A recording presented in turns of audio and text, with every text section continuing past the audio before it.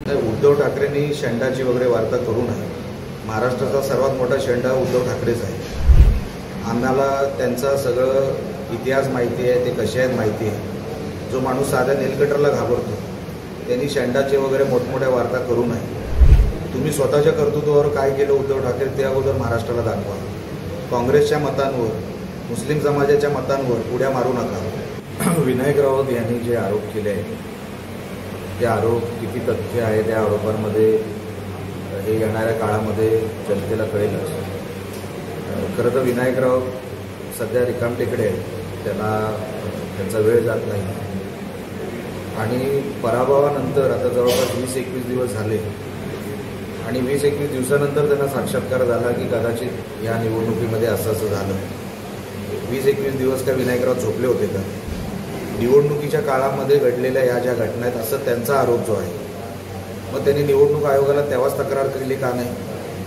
निवडणूक आयोग हा तेव्हाही सक्रिय असतो निवडणुकीच्या काळात। पण हे 20-21-22 दिवसामध्ये तयार केलेले हे व्हिडिओ आहेत, एडिट केलेले हे व्हिडिओ बनवायचे हा पोरखेळ सध्या विनायक राऊत करतायत। त्यांचा वेळ जात नाही आहे। जर खरोखरच तुमचा वेळ जात नसेल तर आम्ही काहीतरी टाईमपास तुम्हाला पुस्तकं वगैरे पाठवतो लहान मुलांची, ती वाचत बसा। त्याच्या पलीकडे या आरोपांमध्ये काही गांभीर्य घ्यायची काही गरज नाही। काही 2-3 मुद्दे आहेत विनायक राऊतांसाठी।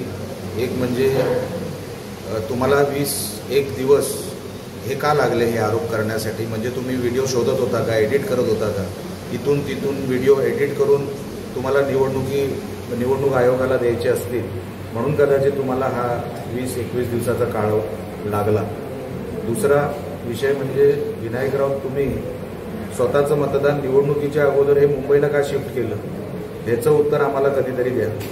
कारण का मागच्या 2019च्या निवडणुकीमध्ये तुम्ही तळगावात मतदान केलं, अचानक तुम्हाला पराभव दिसला म्हणून कदाचित तुम्ही तो मतदानाचा जो काय अधिकार आहे तुम्हाला मुंबईत बजवावा असं वाटला आणि स्वतःचं मतदान तुम्ही मुंबईत शिफ्ट केलं। हा दुसरा प्रश्न। तिसरा प्रश्न माझा असा आहे, प्रश्न नाही आहे, आपल्याला सांगणं असं आहे की कोकणी जनतेचा अपमान करू नका। आपण जो अपमान केला आहे म्हणजे तुम्हाला काय वाटतं तुमच्यासारखे सगळे विकाऊ आहेत की काय? सगळे बाजारू तुमच्यासारखे आहेत? कोकणी जनता स्वाभिमानी आहे, कधी कर्ज बुडवत नाही, कधी कुठलं बिल बुडवत नाही। कर्जमाफी मागितलेली कोकणातल्या शेतकऱ्यांनी तुम्हाला आठवत देखील नसेल। आमचा शेतकरी कधी कुठली कर्जमाफी मागत नाही। आमचा इकडचा बिलधारक हा कधी बिल बुडवत नाही। एवढा स्वाभिमानी कोकणी माणूस। अनेक जे काही डिव्हिजन आहेत महाराष्ट्रामध्ये, कोकण डिव्हिजन एकमेव डिव्हिजन असेल जिथे बुडवलेली थकबाकी ही 0 आहे। ह्याच्यामध्ये थकबाकीदार नाही, काही किरकोळ प्रमाणात, पण त्याच्या पलीकडे इतर ठिकाणी महाराष्ट्रामध्ये काय काय चालतं ह्याच्याकडे विनायक राऊतांनी कधी लक्ष द्यावं, पण कोकणी जनतेचा अपमान करू नये। आता एकदा पाडलंय, जर कोकणी जनतेचा असाच अपमान तुम्ही करत राहिलात तर कोकणी जनता इथून पुढच्या सगळ्या निवडणुकीमध्ये तुमचा पराभव करेल आणि ती वेळही तुम्हाला दाखवल्याशिवाय जनता राहणार नाही, एवढं लक्षात ठेवा। आणि नको ते बोलू नका, तोंडाला आवर घाला। उद्धव ठाकरेंनी शेंडाची वगैरे वार्ता करू नये। महाराष्ट्राचा सर्वात मोठा शेंडा उद्धव ठाकरेच आहे। आम्हाला त्यांचा सगळं इतिहास माहिती आहे, ते कसे आहेत माहिती आहे। जो माणूस साध्या नीलकंठला घाबरतो त्यांनी शेंडाचे वगैरे मोठमोठ्या वार्ता करू नये। तुम्ही स्वतःच्या कर्तृत्वावर काय केलं उद्धव ठाकरे ते अगोदर महाराष्ट्राला दाखवा। काँग्रेसच्या मतांवर, मुस्लिम समाजाच्या मतांवर उड्या मारू नका।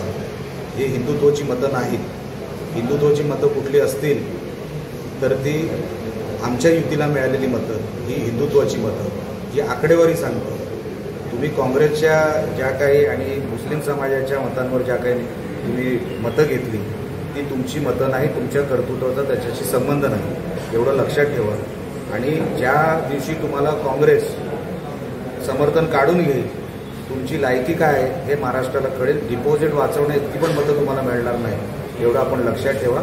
उद्धव ठाकरे नको त्या वार्तेमध्ये घुसू नका। तुम्ही तोंडावर आपताल, माती खाल। आता जो काय थोडा बहुत तुम्हाला जो काय यश मिळालं असं तुम्हाला वाटतं त्याच्यासाठी काँग्रेस जबाबदार आहे। काँग्रेसचे जसे पाय धरलेत आता चाटायला सुरुवात करा, एवढंच या अनुषंगाने आपल्याला सांगतो।